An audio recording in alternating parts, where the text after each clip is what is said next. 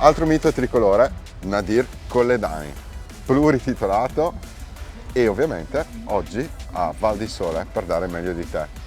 Nadir, raccontaci un po' del tuo passato e di com'è adesso la Coppa del Mondo rispetto un po' agli esordi, agli inizi. Val di Sole è sicuramente la pista di casa, cosa ne pensi di questa pista? E bueno, domani avrai la tua gara e sicuramente ci stupirai come al solito.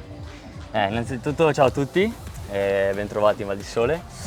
Sì, dai, io qua ho un buon legame con questa gara, tanto è una delle mie prime prove di Coppa del Mondo da juniores qui proprio, una delle primissime, e dove poi ho vinto da Under 23, quindi sicuramente è emozionante per me stare qui, ho tutta la mia famiglia vicino, quindi sono molto orgoglioso e contento di essere qui. E, il ciclismo, cioè il nostro sport, il cross country è cambiato, io l'ho visto cambiare non tantissimissimo perché comunque noi già avevamo le full da Under 23. Ecco, sicuramente il cambiamento più grosso è il telaio, l'apertura dell'angolo dello sterzo e il dropper, il telescopico, che ha reso molto più veloci le discese, il livello si è alzato moltissimo e quindi la bici è diventata molto più enduristica. Poi, anche attualmente i percorsi di Coppa del Mondo intrecciano parecchie volte, come anche qua il caso, o piste di bike park piuttosto che qua la pista da four cross, insomma è diventato quello che si chiama attualmente down country o alcuni chiamano down country, quindi molto più manico per guidare. Bisogna saper saltare, ecco, questo ormai è obbligatorio. Ecco, a tal proposito descrivici un po' la tua bicicletta, ovviamente è equipaggiata con SRAM, è una bicicletta, un telaio che hai in uso recentemente, caratteristiche, cosa ti piace? Sì, questa è la mia nuova, è la versione per la Val di Sole di Mondrake F Podium, la nostra full da 120, è una colorazione speciale per questa gara, è un iridescente, e il telaio è in lega leggera, è la bici più leggera che abbiamo a disposizione per le gare, solamente per le gare di Coppa, e chiaramente montata col Flight Attended, che io uso da parecchio tempo ormai e ho un buon feeling. E niente, questa è la mia bici da gara. Sospensioni sono ovviamente RockShox, trasmissione la SRAM, trasmissione T-Type elettronica, cambiamento anche qua delle trasmissioni elettroniche, ti hanno cambiato la vita? Sì, ora esatto, è tutto elettronico, la velocità, l'affidabilità, soprattutto prima col cordino si avevano molti più problemi, adesso è veramente incredibile la velocità e l'esecuzione di queste bici.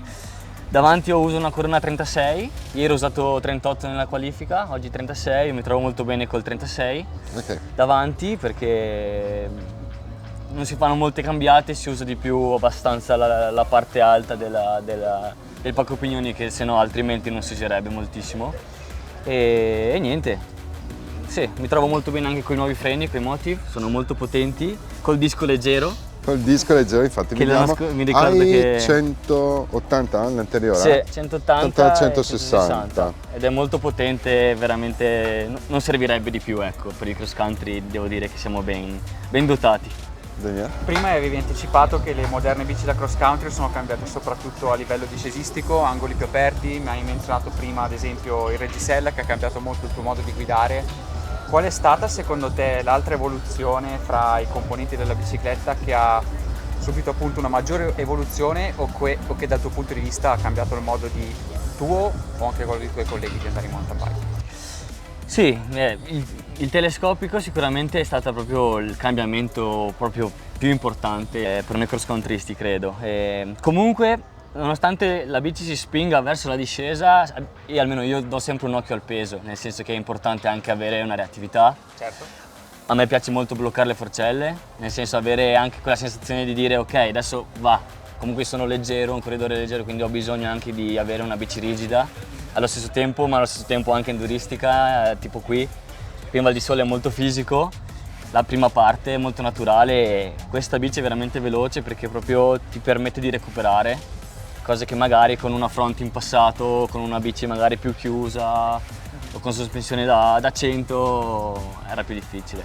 Però mi verrebbe da dire, ecco questo, i rapporti io ho sempre usato questi, più o meno da quando corro e E visto che mi hai parlato appunto di flight attendant, preferisci usarlo in modalità completamente automatica, quindi deleghi tutto al sistema, oppure ci sono delle situazioni in cui utilizzi la modalità override, quindi preferisci dire tu alla sospensione quando chiudersi e quando invece lavorare aperta? allora sì, questo è bello, interessante perché in allenamento lo tocco molto, cioè io lo blocco, gli dico bloccati spesso perché magari a volte ho bisogno più di stare in piedi sulla sella o comunque così. In gara in realtà sono talmente a tutta a volte che lo lascio quasi sempre automatico. Penso che lo chiuderò per lo sprint, per la partenza o il launch control, che è molto, molto figo e ti toglie un pensiero perché appena azioni il telescopico comunque prendi una buca lui si sblocca.